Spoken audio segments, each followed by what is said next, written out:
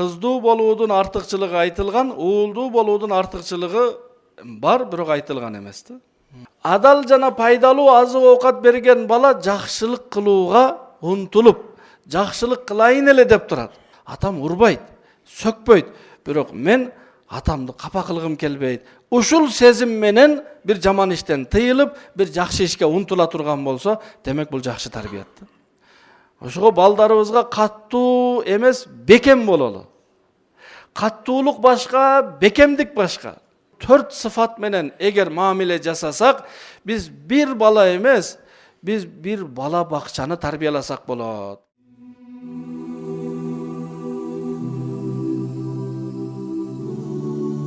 Бисмиллахир-рахманир-рахим. Алхамдулиллахи вахдаху вассалату вассаламу аля ман ла набия ба'даху амма ба'д. Урматтуу жамаат, Аллах Таала биз сиздерге көптөгөн неаматтарды берген. Неамат дегени жакшылыктарды. Ошол неаматтарга биринчиси шүгүр айтыш керек. Аллах берген жакшылыктарды өзүмдүн жетишкендүүлүгүм, мен өзүмдүн күчүм менен, мээнетим менен, аракетим менен жетиштим дебей, балким бул нерселерди мага Аллах берди. Ал байлыктар, ал неаматтар, ден соолук, өмүр, акыл эс, тынчтык, ушул бардыгы Аллахтын берекети, Аллахтын неаматы. Аллах берген жакшылыктар деп жүрөктөн шүгүр айтуу керек. Экинчиси, ошол неамат дагы, аманат дагы. Аллах эмне берген болсо, ошол биздин колубузда аманат.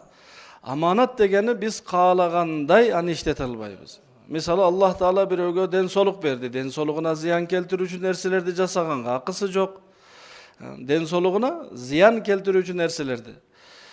Аллах Таала өмүр берди, жан берди. Ага зыян келтирүүгө акысы жок, себеби аманат. Аллах Таала берген жакшылыктардын, чоң неаматтардын бири бул перзент. Уул, кыз, перзент Аллах кимге берсе, чын жүрөктөн сүйүнүүсү керек. Аллах берди деп. Уулдуу болсо дагы сүйүнүп, кыздуу болсо дагы сүйүнүп, балким эки эсе сүйүнүү керек да. Себеби кыздуу болуудун артыкчылыгы айтылган, уулдуу болуудун артыкчылыгы бар, бирок айтылган эмес да. Пайгамбарыбыз саллаллаху алейхи ва саллам айткан, кайсыл адам 3 кызы бар болсо, ошол 3 кызын жакшылап тарбиялап, жакшы ат коюп, жакшы жылуу мамиле жасап, бойго жеткизип, аманаттан кутулган болсо, бейиште мени менен чогуу болот деди да. Кимдир бирөө сурады, 2 кызы болсочу дегенде айтты, 2 кызын дагы ошондой тарбиялап, бойго жеткизип, аманаттан кутулган болсо, турмушка чыгарып койгон болсо, анда ал дагы мени менен бейиште чогуу болот деди.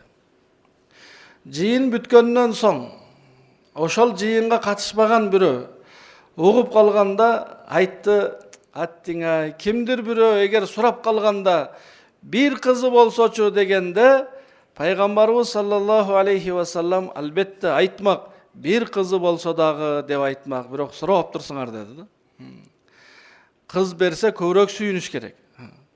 Уул берсе дагы сүйүнүш керек. Эми ошол неамат болгону үчүн Аллах сыйлык кылып берди, сыйлап берди, сүйүнүп, шүгүрчүлүк келтирип, экинчиси ошону аманат деп кабыл алуу керек. Аллах берди, эми бул уул, бул кыз, бирөө болсун, 4-өө, 5-өө болсун, канча болсун, бул ата-эненин колунда аманат. Аманат деген эртең сурайт.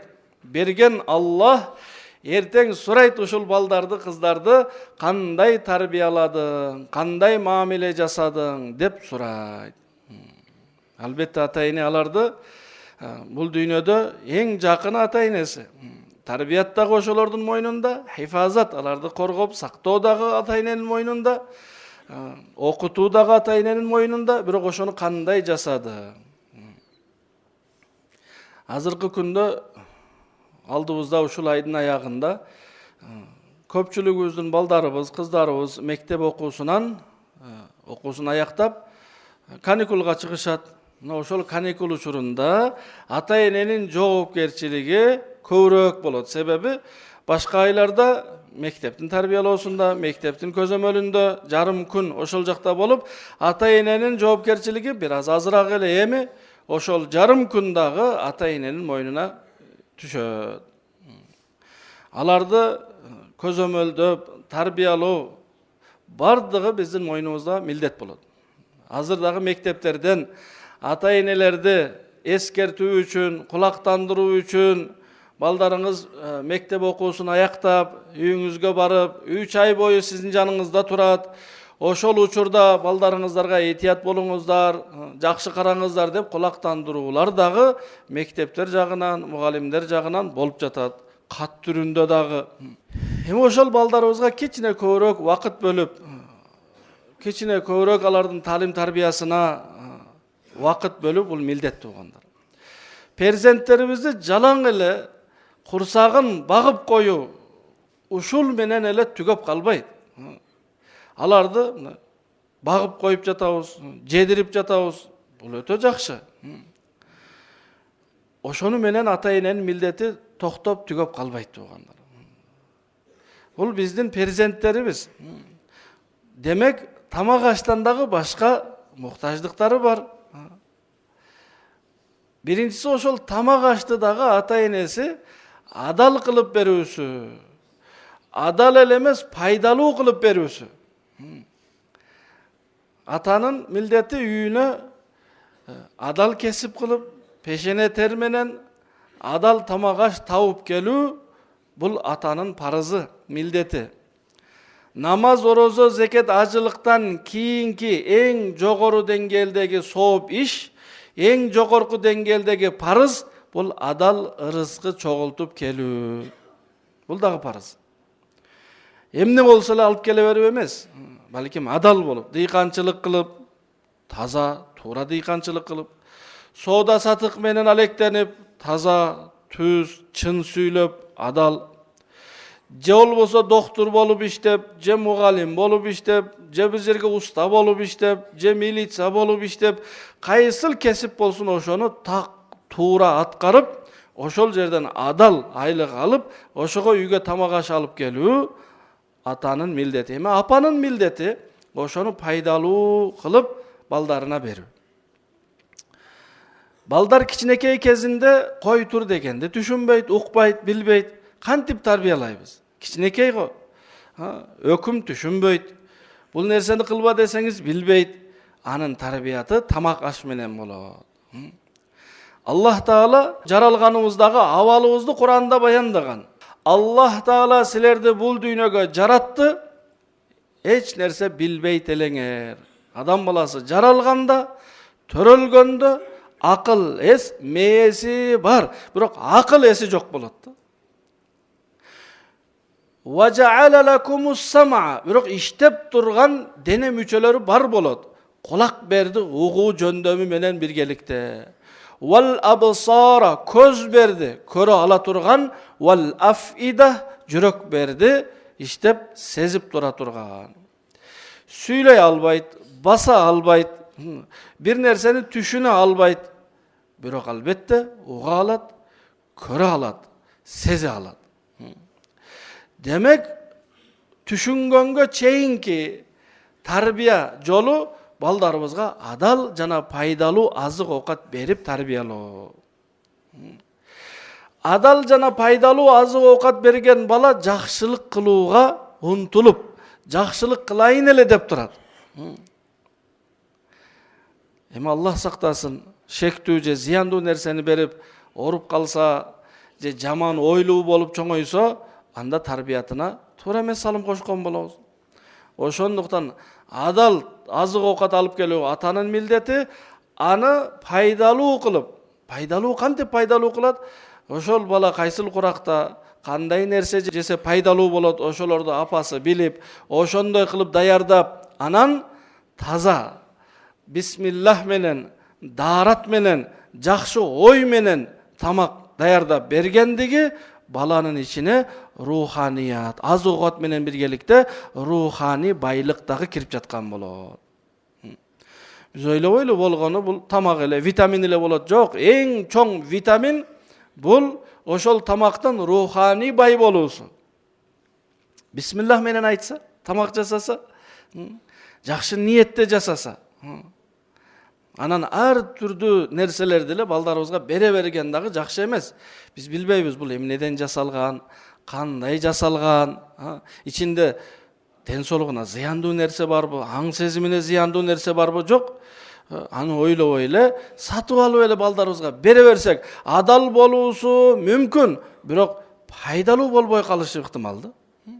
Ошондуктан апалар балдарына берип жаткан нерсесине көңүл буруу керек. Бул эмне тарбият болуп саналат. Экинчиси, бала эмнени көрсө, кичинекей кезинде ошону жасайт. Макал дагы бар, бала көргөнүн жасайт.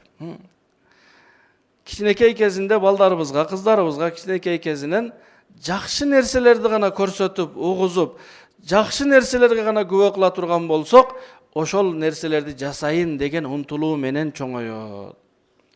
Апа кызмат кылып жатканын, жакшы сүйлөп жатканын, ачык маанайын, жакшы сөздөрдү сүйлөп, ушуларды эле көрүп чоңойгон болсо, анда чоңойгондо ошону жасай калат.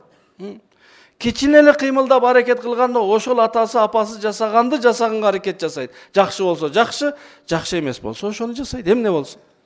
Демек көрсөтүп да тарбият болот да. Себеби айтып тарбиялай албайсыз. 2 жаш, 3 жаш, 4 жаш бала кызды айтсаңыз түшүнбөйт. Демек көрсөтүп берүү керек. Ыйлабасын деп эле колуна телефонду карматып койсок, же телевизордон мультфильм коюп берсек, бизге го жакшы, ыйлабай ошол менен алаксып калат. Бирок ошол көргөн нерсесин жасайт да.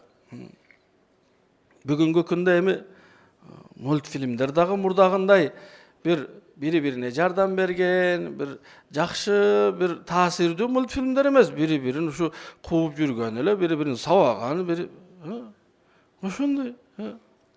Адамды бир мээримдүүлүккө, бир адамды бир жакшы болууга үгүттөгөн эмес, балким кайсынысын көрсөңүз эле же урушуп жатат, же талашып жатат, же. Ошого көргөн нерсесин жасайт. Ата-энесин жакшы мамилесин көрсүн. Атасынын, апасына гүл белек кылып жатканын көрсүн.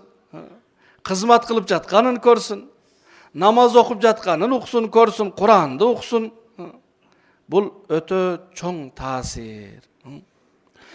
Андан кийин үчүнчүсү, кийип жүргөн кийим кечеси дагы балдарга, кыздарга өтө чоң тарбият салым бар. Кандай кийинип жүрүшөт? Пайдалуу болуш керек. Көрүнгөн эле кийимде эмес, балким ошол кийим ден соолугуна зыяндуубу, пайдалуубу? Мурда апалар өзү тигип берет эле. Өтө пайдалуу кездемелерден, зыяны жок кездемелерден, ысыкта, суукта. Ошого демек жеген ичкени, көргөн укканы жана кийген кийими менен тарбияланат кичинекей балдар 7 жашка чейин. Себеби 7 жашка киргенде гана балдарыңызга намаз окуп алам деп айткыла деген пайгамбарыбыз саллаллаху алейхи ва саллям. Докторлор, профессорлор аныктап, изилдеп көрсө, 7 жашта гана адам 7 жашка толгондо акылы иштей баштайт экен. Бул нерсени кылба десе, кылсам зыян болот деген түшүнүк. Ушул нерсени кылгының десе атасы же апасы, кылсам пайдасы болот экен деген түшүнүк 7 жашта келе баштайт экен.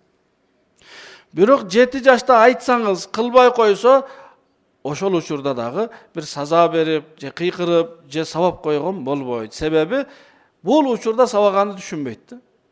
Канча жашка чейин? 10 жашка чейин жалаң гана айтасыз.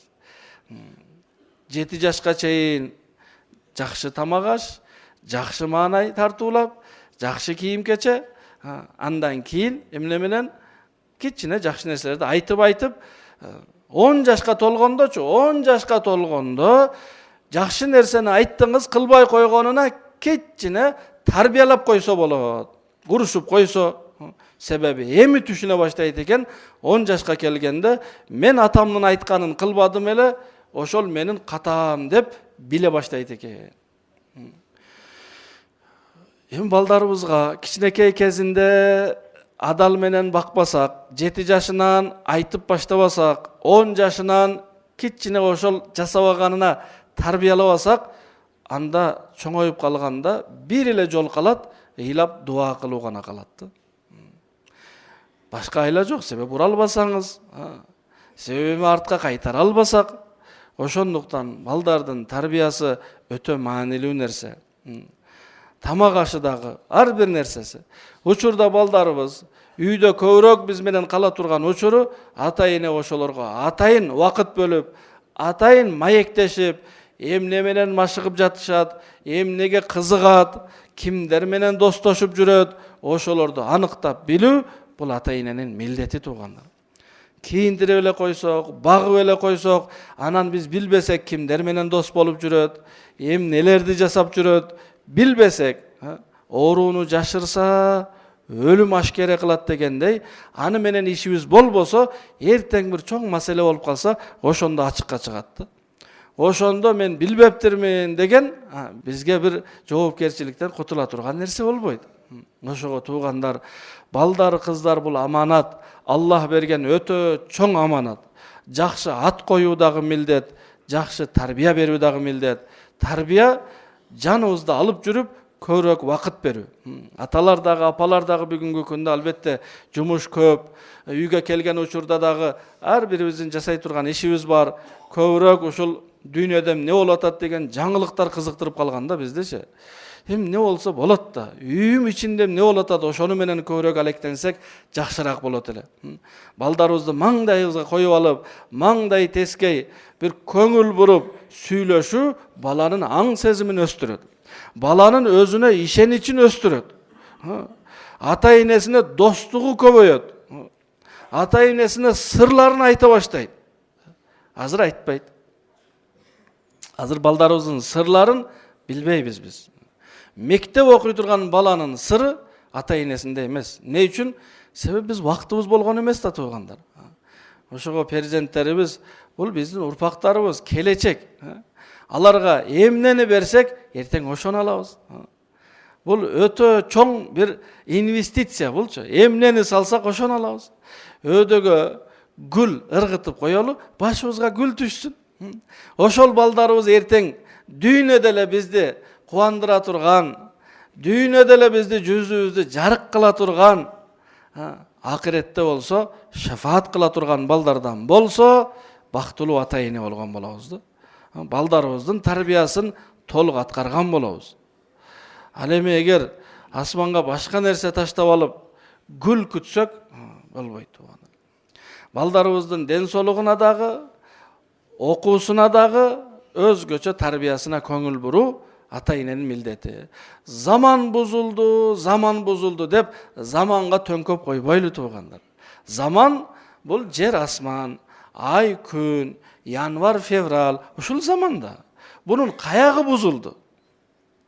Жер ошол бойдон, асман ошол бойдон, кыш жаз ошол бойдон, айлар ошол өз ордунда. Эч нерсе бузулган эмес. Бул биздин жоопкерчилик мойнубузга албагандыктан, кимдир бирөөдүн баласы кичине кароосуз калып, кичине сөгүнүп баштаса, не дейт? Азыр заман ошондой. Жок, заманга төңкөбөйлү туугандар. Биз балдарыбызга акыркы жолу качан вакыт берип, качан бир маңдай тескей отуруп алып, маектештик. Бир нерсени айтып берсе толук кулак салып, угуп, маани берип, кызык көрдүк. Кээ бир ата-энелер баласы кайсыл класста окуп жатканын дагы билбейт. Өзгөчө аталарчы. Охо, сен 5-класста окуйсуңбу дейт баласынчы. Себеби кызыкпайбыз да. Ошого туугандар, балдарыбызга, кыздарыбызга көп маани берели. Вакыт берели, бирге чогуу ойнойлу. Мына каникул учуру болду, жумуштан кичине вакыт алып, же болбосо жумуш жок күндөрү, жекшемби күндөрү балдарыбыз менен баары чогулуп бир судун боюна жегине, же бир тоого. Кыргызстанда алхамдулилля кеңири бүт дүйнө Кыргызстанга эс алгалы келет. Агын суулар, көлөкөлүү дарактар, токойлор өтө көп. Ошонун бирөөсүнө барып кичине вакыт берсек, балдар эмне болот? Ошондо ишенич көбөйүп, ошондо ачылып, ошондо сүйлөп айтат бүт нерсени. Азыр акча керек болса да айта албайт бизгечи. Кыйналып жүрсө да айта албайт бизге. Эмне үчүн? Урушабыз да. Атам урушпасын деп бир дагы нерсесин айтпайт. Балдарыбызды урушкан пайдасы жок тугандар. Урган такыр эле пайдасы жок. Малды уруп тарбиялайт. Атты мисалы төөнү тарбиялаганда уруп сабап тарбиялайт. Себеби аларга Аллах Таала акыл берген эмес да. Ал эми балдарды уруп, урушуп тарбиялабайт алардычы. Ошого балдарыбыз менен бир жакшы маанайда сүйлөшүп, эч качан мындай кылсаң мындай кылам деп айтпаш керек да. Эгер мектепте бирөө менен урушуп кетсең, анда мен сабаймын десеңиз, урушса дагы сизге айтпайт, себеби сиз да сабайсыз да. Ошого балдарыбызга каттуу эмес, бекем бололу. Каттуулук башка, бекемдик башка. Эмне айырмасы бар? Каттуу адам жасаган ар бир ката кемчилигине саза берет, урушат же сабайт. Бул каттуу. Ал эми бекем адам ушундай көзөмөлдөйт, баласы ошол катаачылыкты жасабасын. Муну бекем деп айтат. Адам бекем болуш керек, каттуу болбош керек. Балдарыбызга жумшак болушубуз керек, алсыз болбошубуз керек. Алсыз дегени каалаганын жасай берсе, биз үн чыкпасак, бул жумшактык эмес, алсыздык болуп калат. Ал эми алсыздыгы жок жумшактык кайсыл? Бир нерсени балаңыздан аткарттырасыз, айтканыңызды аткарсын, бирок ошону өтө жумшак сөз менен, балакайым деп, күчүгүм деп, же дагы бир нерсе деп мактап жасатасыз. Мурда конок келсе, кичинекей балдар чуркап келип дастаркон жегинде отурса, бир жолу, бир варианты ошол баланы башка чабып, чык эшикке, коноктордун алдында отурбайт дегени, бул бир жол ушул. Ушундай кылса дагы чыгып кетип калат. Буну каттуулук деп айтат. Эми жумшактыгы кайсыл? Жумшактыгы баласы мисалы Азамат. Менин балам Азамат коноктор келсе дастарконун боюнда отурбайт, сыртка чыгып ойнойт. Болду. Азамат ошол замат ордунан туруп сыртка чыгып кетет. Буну жумшактык деп айтат да. Ошого балдарыбызга жумшак, бирок алсыз эмес. Балдарыбызды жакшы көрөбүз, берешен болушубуз керек балдарыбызга, бирок ысырапкерчилик деңгээлге жеткизген берешендик эмес да. Балаңызга кызыккан нерсесин алып бериңиз. Велосипед айдайын дейт, велосипед алып бериңиз. Бир ойной турган оюнчак алып бериңиз. Берешен болуңуз, бирок мындай эмес, болгон акчаңызга велосипед алып берипчи. Же болгон акчаңыздын бардыгын эле ошол балдарга иштетип салуу, карызга батып кала турган деңгээлде ысырап кылбай. Үнөмдүү дагы болуш керек ата-эне, бирок сараңдыкка жеткизбесин да ошол үнөмдүү. Мисалы, бир велосипеди бар, жаңы велосипед алып бериңиз. Балам, ушуну жасап берейин, ошону эле айдай бер деп мамиле кылган үнөмдүүлүк. Бирок бир велосипедти бардыгыңар айдайсыңар, бул сараңдык. Ошондуктан ушул 4 сыфат менен эгер мамиле жасасак, биз бир бала эмес, биз бир бала бакчаны тарбияласак болот. Бекем болуп, каттуу болбой, жумшак болуп, алсыз болбой, берешен болуп, ысырапкер болбой, үнөмдүү болуп, сараң болбой тарбиялай турган болсок, анда Аллах буйрса, биздин кол астыбыздагылар, балдарыбыз, кыздарыбыз, үй бүлөбүз, жада калса жумуш деген жердегилер бардыгы ката кемчилик жасабайт, кыянат кылбайт. Коркпойт сизден, себеп каттуу эмессиз да. Балдар ата-энесинен коркконнон бир нерсенен жасабаш керек. Сыйлаганынан.